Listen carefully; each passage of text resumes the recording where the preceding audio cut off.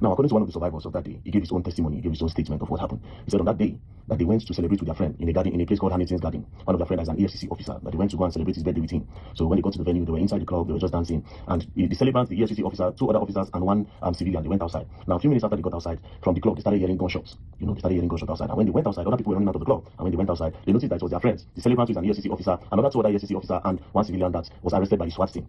Before they arrested them, the Efcc officer told the SWAT police that I am an Efcc officer. You understand? They said, no, you are not, you are impersonating. So they searched them, they didn't say anything. The guy kept on saying, you cannot take me away. I am an Efcc officer. I'm also an enforcement officer. I'm an officer of the law. And next thing, they punched him on the nose and he started bleeding. That was how they moved them to the SWAT office. On reaching the SWAT office, they started carrying out their investigation to be sure that, okay, is this guy truly an Efcc officer? At the end of the day, after much beating them up, they now discovered that truly the guy was an Efcc officer and the two other persons. So immediately, the Oga of the SWAT started apologizing to the Efcc officer. Now, the one that was injured the most, his name is Israel, an Efcc officer named Israel. So when the Oga was apologizing, he said, no, he's going to see to it that those SWAT officers that harassed them, that beat them up, that they will leave the job. He'll file a petition and he'll make sure he takes it to the edge of the police so that they can see to it that those people leave the job because they are irresponsible officers. So he threatened them. They begged and begged and begged, but he refused. Because why you go beg me when you already bust my nose? You understand? Now, at the end of the day, these guys that noticed that they arrested their friends, they now came to the SWAT, they bailed their friends without money. Police didn't, the SWAT didn't collect money. So the guy still threatened that he will make sure those people leave the force.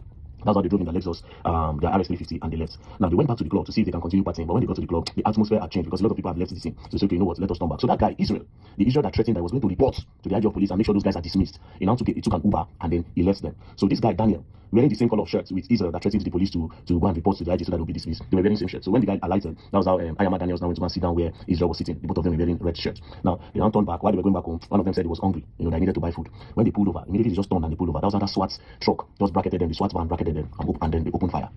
Just open fire. The first shots they took, boom, that's how it hit Ayama Daniel on the head and he sprayed the can, they ran away. Now, what were they trying to achieve? They wanted to buy that EFCC officer that wanted to report them. But sadly, the EFCC officer had already dropped and they now went to go and take Ayama Daniels. And that's how Ayama Daniels lost his life. So you see the kind of police you'll get for Nigeria. So innocent boys. I don't know what the problem is. Police could see you as a young boy. They could say you be fraudster. They don't tag anybody fraudster for Nigeria now. I don't know why. Because the only reason why they were harassing those boys is because they were looking for something. The idea is most security operative now in Nigeria, especially with the police, with the EFCC and co. When they see a young boy, they just want to call you. Okay, let's see what's on your phone. Whether there's complaint against you or not, they want to make sure they look for a crime so that they can extort you with. This is wrong.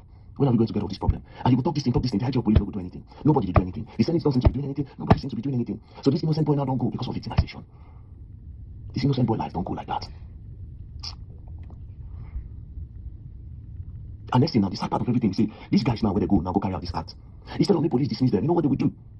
They will carry them go another division. That's what they usually do sometimes. They will carry and go another division. They'll go continue there. For the past how many days now for Nigeria, people just say police brutality. Just a few days ago, NSAS was also trending. Different parts of there, especially in the Niger Delta. Now Niger Delta police don't buy people pass for the whole country. Niger Delta region, because they don't tackle most of the boys there from stars. There's no police. Sambisa Forest did there. Insecurity happened for the north. The police where they don't push go Niger Delta region. They know they're anywhere else for Nigeria.